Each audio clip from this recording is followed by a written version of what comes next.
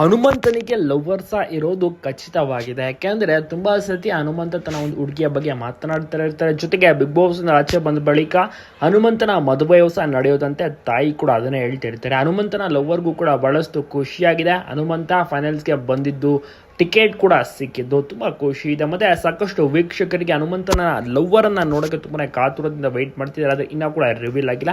Big boss ಆಚೆ ಬಂದ ಬಳಿಕ ಖಂಡಿತವಾಗಿ ಕೂಡ ರಿವೀಲ್ ಆಗುತ್ತೆ. ತುಂಬಾ ಜನರಿಗೂ ಕೂಡ ಹನುಮಂತ ಅಂದ್ರೆ ಇಷ್ಟ. ಹನುಮಂತನ ಆಟ ಆಗಿರ್ಬೋದು, ಪರ್ಫಾರ್ಮೆನ್ಸ್ ಇತ್ತೀಚಿನ ದಿವಸಗಳಲ್ಲಂತೂ ಲಾಸ್ಟ್ ವೀಕ್ ಮತ್ತೆ ಈ ವೀಕ್ ಅಂತೂ ತುಂಬಾನೇ ಚೆನ್ನಾಗಿ ಮಾಡ್ತಾ ಇದ್ದಾರೆ.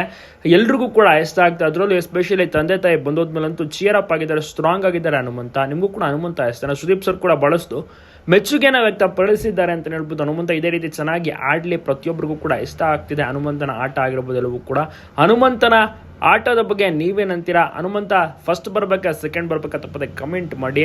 ಆಲ್ಮೋಸ್ಟ್ ಈಗ ಟಿಕೆಟ್ ಫಿನಾಲೆ ಸಿಕ್ಕಿದ ಬಳಿಕ ಹನುಮಂತ ಕ್ಯಾಪ್ಟನ್ಸ್ ಆಗಿದ್ದಾನೆ, ಜೊತೆಗೆ ಉಸ್ತುವಾರಿಯನ್ನು ಸಹ ಮಾಡ್ತಿರುವಂಥದ್ದು. ಆಟದ ವಿಚಾರ ಅಂತ ಬಂದರೆ ಈಗ ಸದ್ಯಕ್ಕೆ ಇವರ ಆಟ ಏನು ಆಡೋದಿಲ್ಲ ಅನ್ಸುತ್ತೆ. ಕಂಪ್ಲೀಟ್ ಅಂಪೈರ್ ರೀತಿ ಉಸ್ತುವಾರಿಯನ್ನು ಮಾಡ್ಕೊಂಡು ಹೋಗ್ತಾ ಇದ್ದಾರೆ ಹನುಮಂತ. ನೋಡೋಣ ಮುಂದಿನ ವಾರ ಯಾವ ರೀತಿ ಫೈನಲ್ಸ್ ಬರುತ್ತೆ, ಯಾವ ರೀತಿ ಕಾಣಿಸ್ತಾರೆ, ಯಾವ ರೀತಿ ರೆಡಿ ಆಗ್ತಾರೆ.